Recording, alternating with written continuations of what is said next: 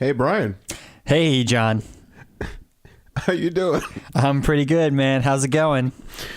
Hey, man, it's another episode of Casual Movie Club, so I think it's going real good. Yeah, this is the show where John and myself watch a movie and rate it based off of a rating system that we've devised. And for clarification, we watch an entire movie. Yeah, as much as you didn't want to finish this movie this week. Well, we'll get to that. Okay. We'll get to that, but we watched a 1966 movie called Persona, which was actually it was a Swedish film? Yes.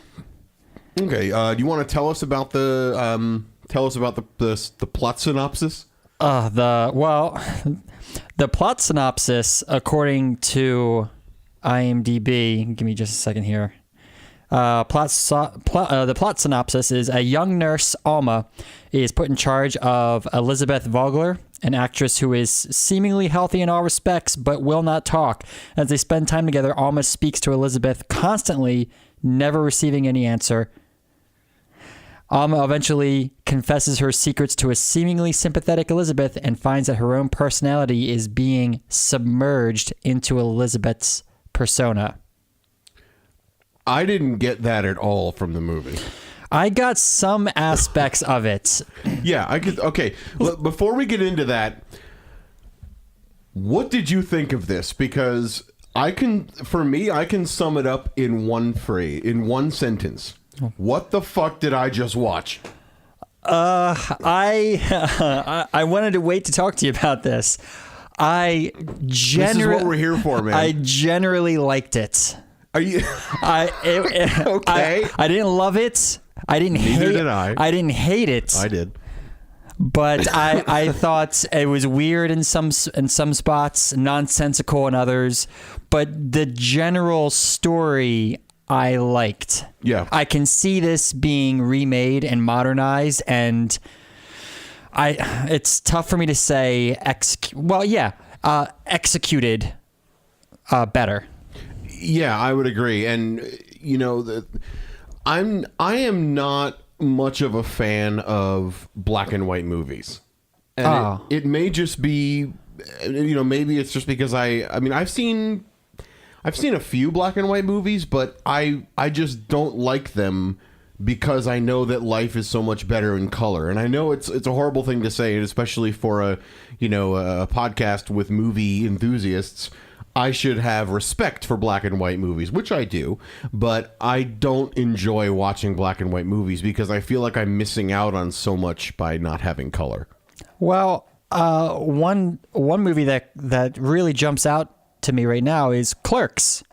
Never saw it. You've never seen Clerks? I've never seen Clerks. Oh man, we've got to do Clerks. If it comes up, we'll do Clerks. If it's on that IMDb top 250 list. Yeah. Well, which by the way, I don't know how the hell this made it onto the 250 list. I can see how, and I may not necessarily agree with its ranking. What number is it? 195. Okay. I would put it closer to 250. Which might be too, which might be too high. Yeah. I haven't seen the other films on this list, or most of the other films on this list, but let's just, unless you have anything else you want to bring up specifically, let's just hit this head on. Okay. This film, it starts off like a punch in the mouth. Right. Now, I'm sure everyone that listens to this has seen, movies where they'll flash like a single frame of something just to try to get your attention. In the first 2 minutes of this movie, I heard you say something I don't think I've ever heard you say before, and I don't know what context I would ever hear you say this. But I heard you say, "Was that a dick?" And we had to rewind it and check, because in the beginning 2 minutes or so of this, there's these random images that appear, one of which is an erect penis. Well, in my defense, we're not usually hanging out with in any scenario where surprise dicks just show up on whatever screen we're watching. Is that a dick? it's one thing to watch something and expect a dick, but I was not. This was a surprise dick. Yeah, it was in all senses of the word a complete surprise. And there were a few moments during this movie where there was just this random break in the story for a 30-second sequence of random shit, whether it was horridly out of focus imagery or video, like burning video that looked like it was burning up, like over film melting, yeah. And then it would just go back to the storyline. And I mean, several times, right? And I am not. I guess I could use the word artsy. I'm not artsy enough to see that as artwork. I see it as a distraction. I see it as what the fuck, If I didn't mean to cut you off there. No. But this is totally an art film, and completely. To back up for a minute, and have you ever seen? We're going to be all over the place on this. Okay. If you couldn't tell. All right. Have you seen? I'm letting the listeners know. You've seen Fight Club? Yeah. So do you remember Tyler Durden, when he got the job as a projectionist, he would show Disney films and he would splice in single frames of pornography into the film. Yeah. This is very similar with the surprise dick. Yeah. Like he put it into a single frame, and we ran it back a couple times just to verify that we did indeed see a dick. Right. But that beside the point, I felt that this guy was just throwing in shocking, nauseating imagery. There was right after the dick, there was like a shot of a close-up of an eyeball, close-up of veins. There was also maybe 30 seconds of a sheep getting its throat slit and bled out. Oh, and God. then we saw entrails not long after that. But like this was the first 3 minutes of this film, and then they cut in these shots of old ladies sleeping, and then a little boy sleeping, little boy waking up, and then he's kind of rubbing a large, we'll call it a television screen, or a sheet or something. A sheet that had rotating images of a woman's face, really out of focus. Extremely out of focus. Yeah. Extremely out of focus, and various facial expressions: smiling, eyes closed, and this frowning. This little boy that you see in the very beginning, you don't see him at all in the entire movie, right? Because during the movie, there's talk about the one of the lead actresses, her son, she has a son. And she gets a picture of her son, but you never see the picture, so you don't know if this little boy in the beginning and the end of the movie is the same boy or if it's just some random. You're right, yeah, dude. Every time they show the picture, it's out of focus. They're not really, and plus it's ripped up, right? Also, so you can't really tell, right? And it's. I'll be honest. I am not someone that has watched a lot of art cinema. So if I can say that if we're calling this an art film, definitely, I do not like the genre. It's not something that I enjoy. Because I find a lot of those sort of like jarring images and that type of thing. I found it extremely distracting, and I don't. For me, it took away from the experience of the film. Right. If this film could be edited so all of that crap was out of it, I could see it being better than it is. I disagree with it being crap. I don't know what a fair share of art film viewing is, but right. I would, and I'm going to struggle naming films right now, so I'm going to avoid that altogether. But I would say that I've seen a few art films in my day, and not all of them are for me. Yeah. This one, though, I agree with you that the shocking imagery that was kind of interspersed throughout it didn't seem to have a point. If it somehow added to the story in a way that made sense to a casual viewer, yeah, then then all right, great. It has its place. But me as a casual viewer and somebody who was open to receiving this film, it didn't make any sense to me. It didn't have a place in the overarching story that this film was telling. It honestly was funny. At points, it was funny. It was funny. I mean, it was because it was so ridiculous. Okay, so we're gonna get into a little bit of the story itself. This actress, this film and theater actress, she suddenly, inexplicably, goes catatonic.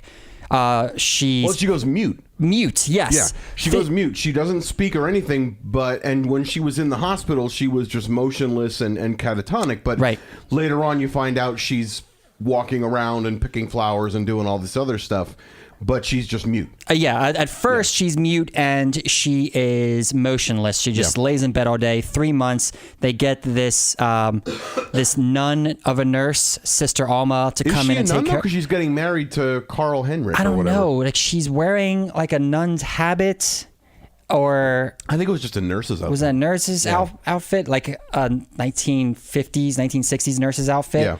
I don't know, but they called her Sister Alma, though, so I felt like that they had some kind of religious connotations. But that's beside the point. She comes in to take care of her. Now, one of the things that I noticed that drew my attention was when Elizabeth, the actress, she finally gets up, she starts pacing around her apartment. There's a TV, and they're showing... I think it's a pretty famous picture, pretty famous segment of video of, I believe it's a Tibetan monk who self-immolates. He's protesting something, and I can't remember what it was, but he dazzles himself with gasoline and lights himself on fire as a political protest. And it's a very iconic image. Yeah. And Elizabeth is watching this on television, and she becomes more and more horrified, and she backs away, and then the story moves on. And that I want to say, and I feel like I'm grasping at straws here. I feel like that the horrific images that were cut in and out of the movie, starting in the beginning and then 2 or 3 more times throughout, I think that some of those images were trying to communicate the horror that one or the other character is experiencing. But again, I'm grasping at straws because it wasn't communicated very clearly. that one time with Elizabeth in front of the TV is the only time that I could say, oh, for sure, this has a direct correlation between the character's psyche. She's probably being mute because she's so horrified by what she's seeing. Right, or how she feels about her kid, which you find out later on, when she has when Alma's going on her diatribe that we see twice, by the way, which I did not understand that. They basically played this one scene in the last 15 minutes of the movie or so, one of the many times where Alma is sort of just going off on Elizabeth. Mm-hmm. They play it one take where the camera's looking at Elizabeth. Then they play the exact same scene, word for word, with a different camera angle. Well, the camera angle is focused on Alma at this point. And remember, at the end of those 2 scenes, they combine their faces. And that's... which is... They didn't communicate this very well. So it was like everything was such a distraction. And I want to get to your point, but it was such a distraction for me. I didn't even get why they did that.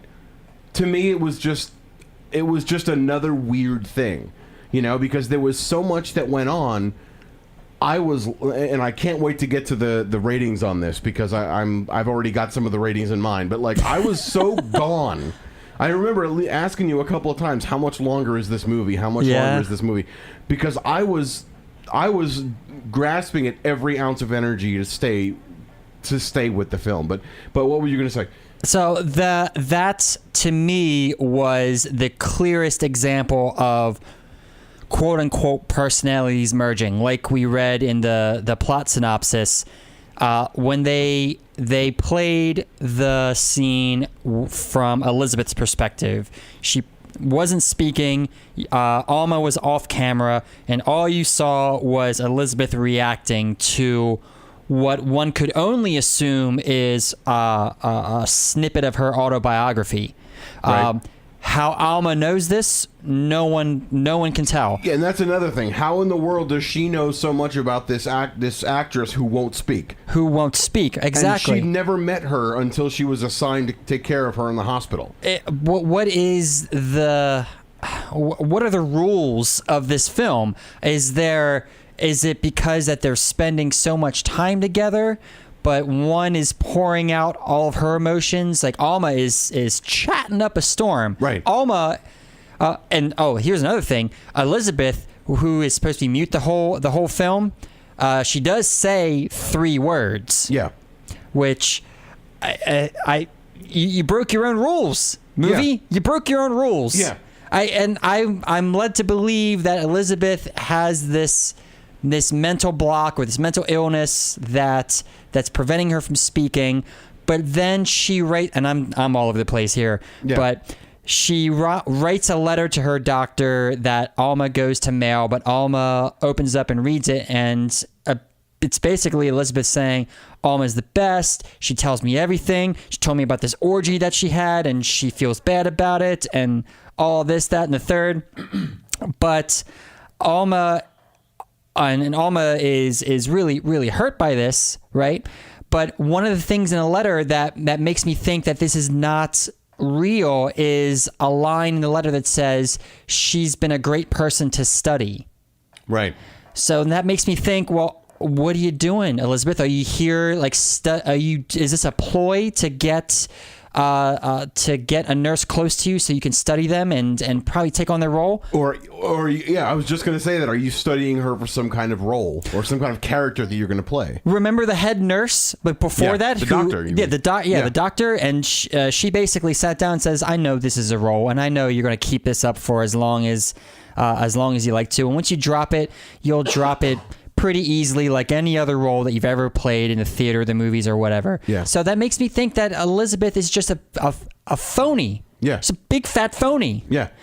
And that, and I'm rambling here, but the point is that when Alma is threatening, Alma gets fed up with the silence. She threatens Elizabeth with a pot of boiling water, and Elizabeth screams out, "No, don't." Or please don't, or whatever please she don't, says. whatever Yeah. she says. But she speaks. Right. She speaks a little bit later in the movie, too, like towards the end. She says one word. And nothing. She says the word nothing. Yeah. Yeah. Which, and by the way, this movie is in Swedish. It is in Swedish, so subtitles the whole time. Which, that's another thing. I don't enjoy those types of movies because I think it takes a little bit of extra work to watch the movie. I like that because it keeps me focused on if I'm having to read the dialogue, I'm more focused on the film itself. It keeps me engaged. I could see that, but because I was so disengaged, and I was forcing myself to read the subtitles to stay engaged, it made the movie watching process just all that more arduous. Made it a chore. It was such a chore. And I remember, like, I think we were, we had 57 minutes left when I asked you. I was like, I said, are we watching the whole thing? And you're like, well, we could tap out if you want. I'm like, well, this podcast would suck if we only watched the first 20 minutes and then tried to do a show on it. So I glanced at the progress bar, and it looked like it was halfway through. And I just glanced at it. It's like, oh, yeah, we're halfway through. He's like, no, Brian, we have 57 more minutes of this. And let's not forget, by the way, when Alma's talking about her orgy. The level of detail that they went into. It was pornographic. For being a 1955 movie. I got 66. 1966 movie. She went into very vivid detail about the orgy that they had on the beach when she was a little girl. I got a little hot on the collar, to be honest with you. I could see you squirming, so I had a feeling that it was bothering you in special ways. It did nothing for me, of course, because my mind was in 7 different places, 6 of which were not on the TV. Yeah. Well, I mean, this was a crazy recounting. Alma's drinking. talking to Elizabeth. Elizabeth is in her bed smoking, just kind of listening and actively listening. She's engaged with Alma, but Alma is recounting this summer trip she took with her fiance to this island. I thought it was with her friend Katerina. Katerina is a friend that she meets. Okay, where she meets the girl Katerina on the beach. Right, because remember, she's at the house with her husband. He goes out to the grocery store. She goes on the beach. Katerina paddles up. Hey, I'm Alma. Hey, I'm Katerina. And they sunbathe naked. Right. And then two boys come up. And she says they look terribly young. Right. Which is scandalous, to say the least. Of course. So the braver one comes forward, and Katerina says, "Come here, come closer." And she describes the boy getting it on with Katerina, and then out of nowhere, Alma says, "What about me? Come give me some of that." And then he just goes and I mean, she's talking about details about how he's entering her and things like that, and talking about how. And I thought this was interesting that she was using, she said, and he came and blah blah blah. And I came and I wouldn't have thought that colloquialism would have been used in that capacity, but I mean, I'm not. I mean, I don't know how long people have been saying "come" and "came" and all that, but the friend comes down shortly thereafter, and he comes all in Katerina's mouth. I mean, this is verbatim almost this is what they said in the movie. We're saying this practically verbatim. Alma said that he sprayed his seed inside me, and I'm like, yeah. Yes. Yeah.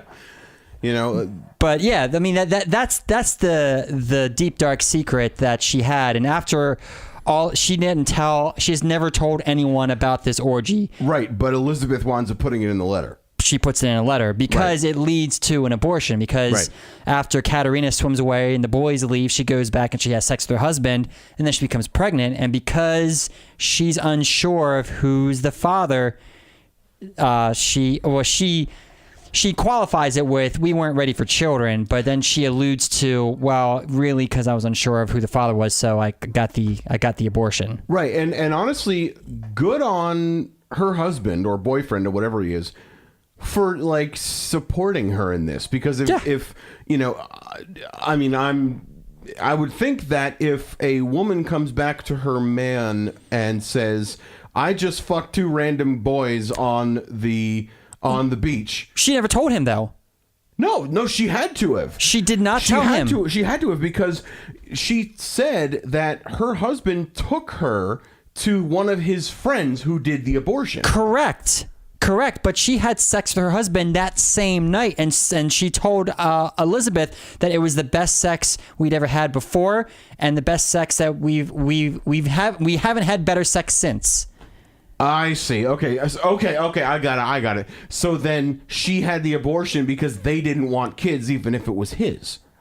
Well, she did. Well, she said that they both weren't ready for kids yet at that point in their life. Got it. But then she alluded to Elizabeth that it was because she was unsure of who the father was. She did say that she was not ready for kids yet. And early in the film, she says, "Oh yeah, I love Karl Heinz. We're going to have kids, and it's my duty," and blah blah blah blah. But wow, yeah, I mean, crazy, really crazy. I think we need to give this thing some scores.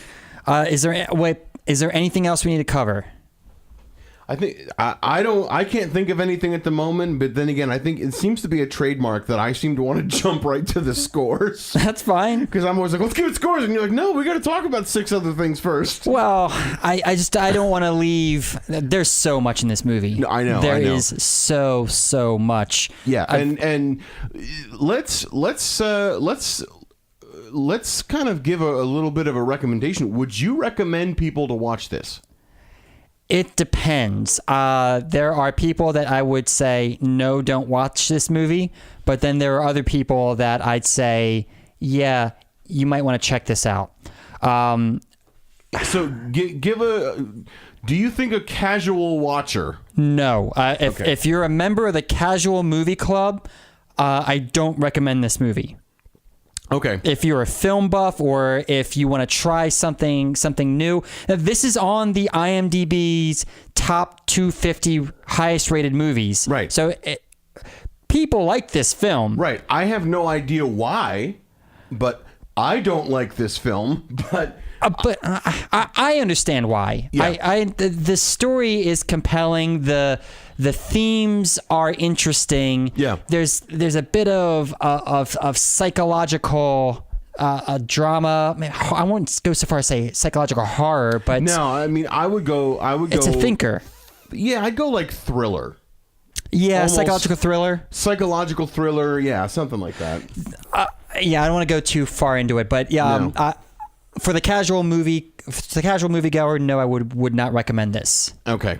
So that being said, let's do some numbers. Let's do the numbers. All right. So I want you to start, if you would be so kind. Yeah. Acting. How well did the actors convey the story? 1 being real low, 5 being high. How would you think of the acting? 4.5. Okay. Aggressive 4.5. Okay. I am actually going. I'm going to stay. There are some things that I think will rank high on my list because I do see where there was exceptional performances by direction and cinematography and everything. So I'm going to give it high remarks in certain areas. Acting, I'm going to give it a 4.5 as well. Okay. Liv Ullmann, the woman who played Elizabeth Vogler. Yeah. She had literally 3 words in this film, and the stuff that she did with her face was incredible. She was a very good silent actress. Yes. And I kind of wonder if she has if she has a experience in silent films. Oh, that's a good question. I wonder if she's done other things like that. But yeah, so let's move onward with the script. What did you think of the dialogue? The dialogue? Or the mostly monologue? Yeah, mostly monologues. What did you think of the quality of the writing? The quality of the writing. Man, I liked it for the most part. Like, if we're talking about the dialogue, we're talking about the writing of the characters. I'd give it a 4, even 4. Okay. I am actually going to give it a 3.75 simply because I think there may be some loss in translation because we were watching an English subtitled movie with the original in Swedish. So the true message there may be a little bit of loss in translation. I mean, because some of the phrasing, English phrasing was a little odd. There's a scene near the end where after they did the mind meld, where they did the scene twice. Right. There was Alma coming in talking to Elizabeth, and it seemed like that she was Elizabeth. Yeah. Oh man, we didn't even get to the husband. Whew. Oh yeah. Well, and do we even know if he really showed up or if this was like a vision? I don't know. Yeah. I don't know. Was he really there? I don't know. I have no idea. Because I don't think so. In one point, she's talking to the guy like she's Alma, the caretaker, and then at another point, she's talking to him like she's his actual wife. And then she fucks him. And then she freaks out because I'm not Elizabeth. I'm not Elizabeth.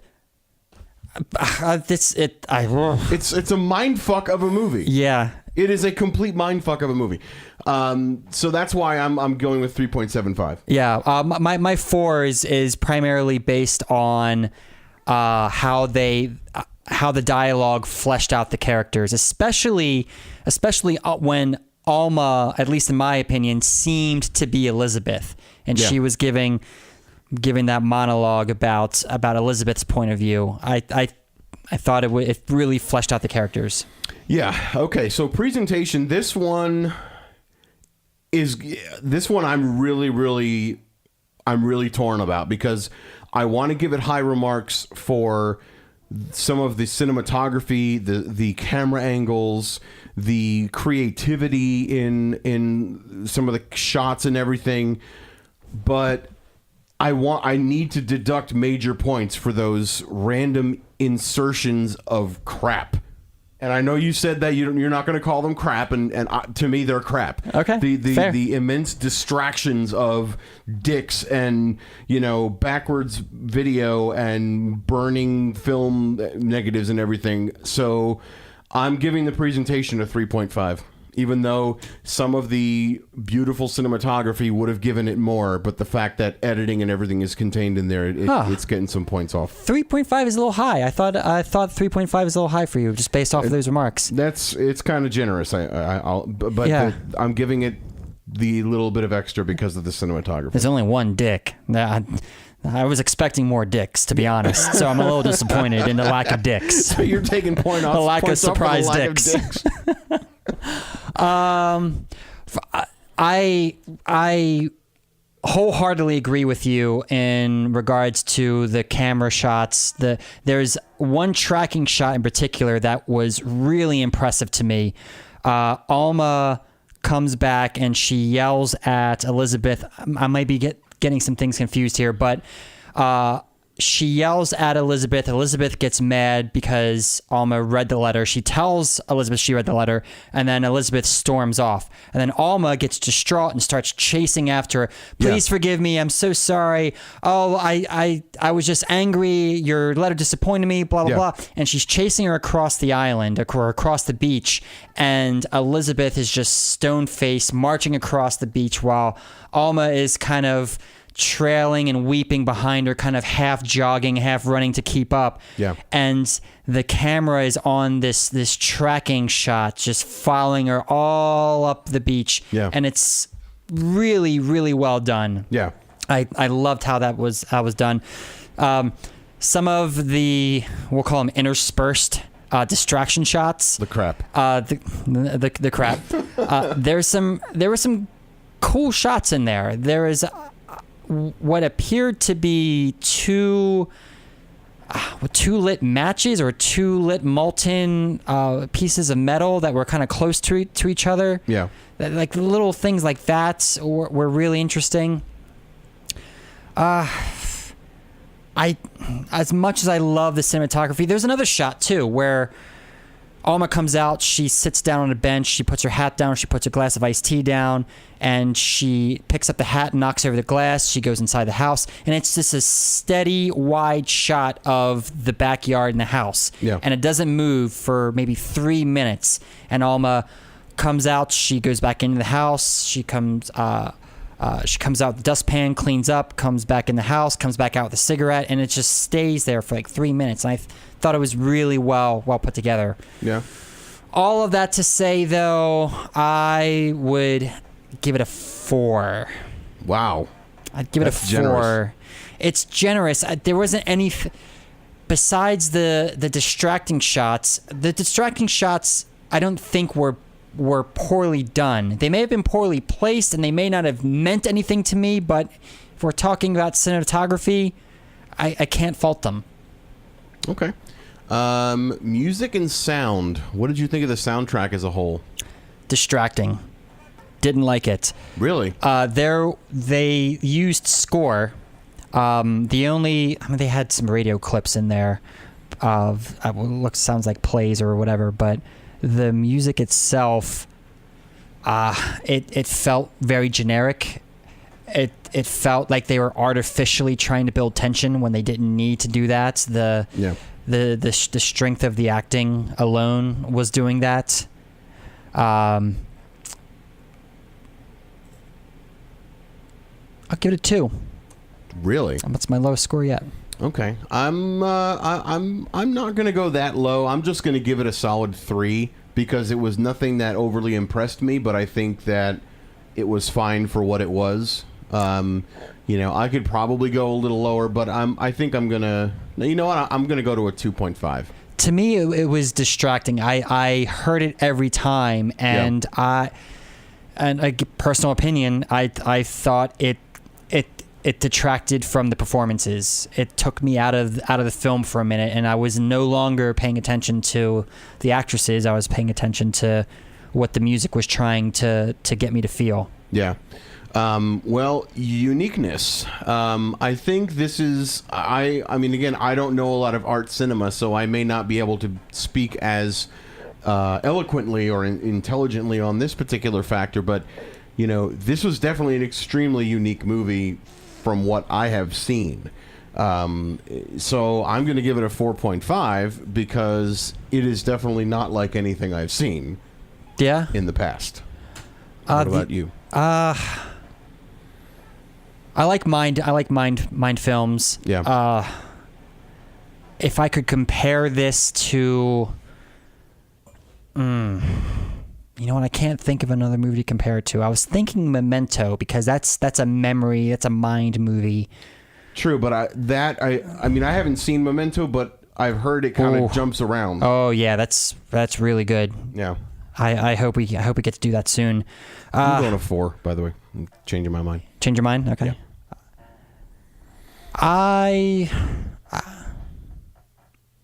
I haven't seen anything like it before where two characters get together and maybe Freaky Friday is probably the closest thing to it. Okay.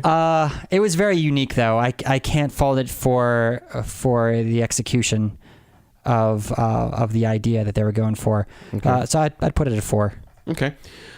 Sleep factor, I'm giving it so actually we're changing this. I'm sorry. So sleep factor is engagement factor. So how engaged are you? The lower the number, meaning you're more likely to pick up your phone or do something else. I saw you looking at your watch a couple of times, answering notifications and stuff. I did the same thing. Sleep factor is going to be at a nice round 0.5. Ooh, half a star. Because I did not feel engaged in this movie at all. And there were times where, okay, I'm going to be a little bit generous. I'm going to say 1 because there were some times where I was drawn in because I wanted to know if Elizabeth was going to speak. Mm-hmm. And I wanted to know what was going to happen next. I was waiting for Alma to kill her. I thought she was going to kill her. I thought that was going to happen too, yeah. So I was more engaged to see what was going to happen next. But then every scene I found that it was kind of more of the same thing. I was less drawn into the film. So I'm giving it 1 star. 1 on my rating. What are you giving it for engagement factor? I was all in. I can't say I cannot give this a 5 just because of how it. If you gave it a 5, that's a whole nother podcast we need to do. Yeah, we'll have to end this one and start a new one. Right. Just on why you were engaged in this movie. Well, I told you before that the subtitles really help it along, especially if they're forced subtitles. Like if I don't know the language. Yeah. I'd give it a 4 because I was into seeing what was going to happen next. I was interested in seeing if there were more surprise dicks. But no, seriously, it was interesting to me. Okay. And this is the kind of weird movie that I would seek out every 3 to 6 months. I hope we don't have to watch this stuff like this every 3 to 6 months, but I hope it's only every 3 to 6 months. Right. Like I was interested in it.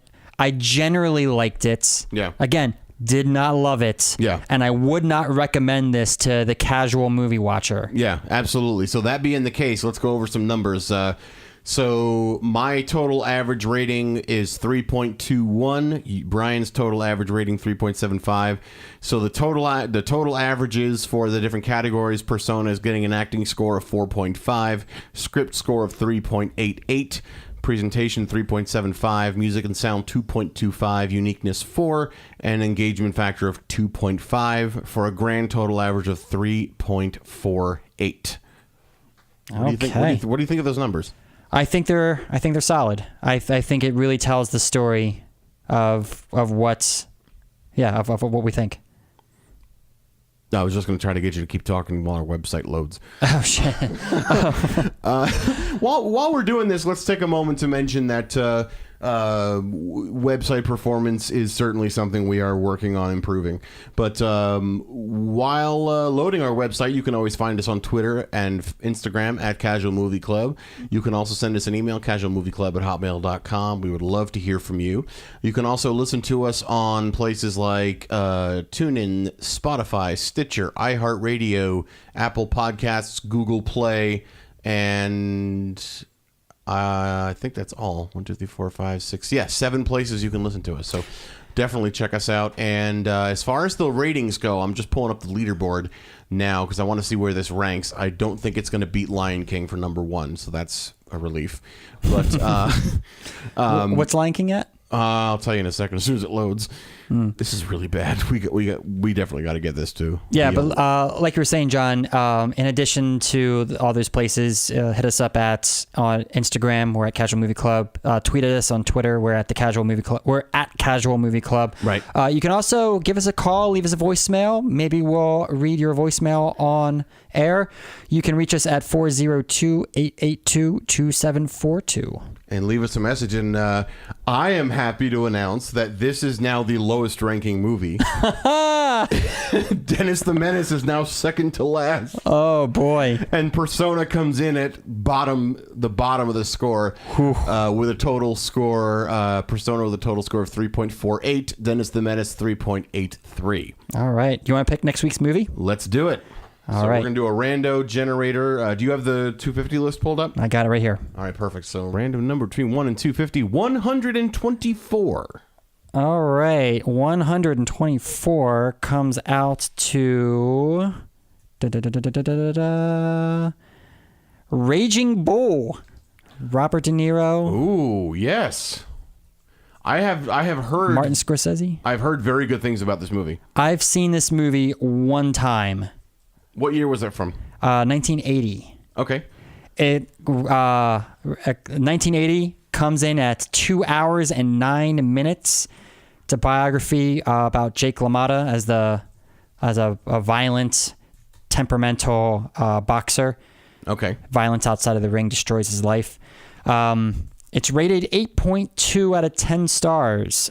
8.2 out of 10. That's pretty impressive. Yeah, out of 276,000 reviews. Very cool. Well, I think that's going to be a good movie to do on our show here. It is a notorious classic. Yes, so I'm excited. Me too. And on that note, we're going to wind it up. So I guess we'll just say see you next time. Yeah, we'll see you next time.